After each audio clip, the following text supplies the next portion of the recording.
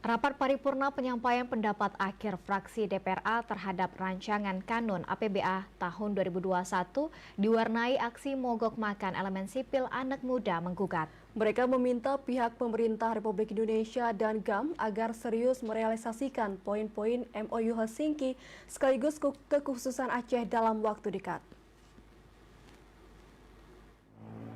Para elemen sipil yang menamakan diri anak muda menggugat AMM datang dengan membawa spanduk dan poster sekaligus menyebarkan selebaran di luar pintu pagar gedung Dewan. Aksi berlangsung diam hingga penyampaian pendapat akhir fraksi terhadap rakan APBA 2021 di skor 1,5 jam. Mereka diterima Ketua DPRA H. Dahlan Jamaluddin, anggota Komisi 5 DPRA Tarmizi SP, Tengku Yunus dan Tarmizi Panyang. Korlap AMM Iksan Kelda menyatakan aksi mogok makan ini digelar sejak pihak RI dan pimpinan GAM mengabaikan situasi kekinian Aceh yang semakin lama jauh dari kesepakatan MOU Helsinki. Masih banyak permasalahan hak sipil, pembagian hasil bumi, tapal batas, identitas Aceh, bendera, lambang dan himne yang belum sesuai MOU Helsinki maupun UU-PA.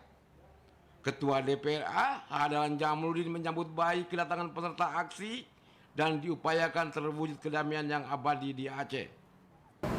Dan hari ini kami beri amanah kepada bapak-bapak semuanya. Itu saja Pak. Yang penting kamu hargai kan aspirasi menurut waktu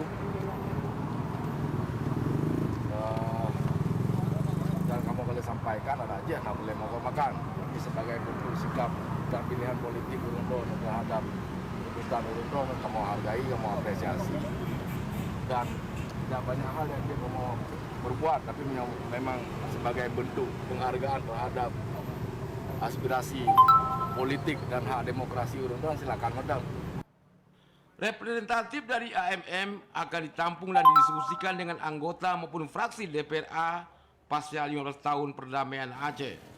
Tim Liputan TVRI melaporkan. Saudara Gubernur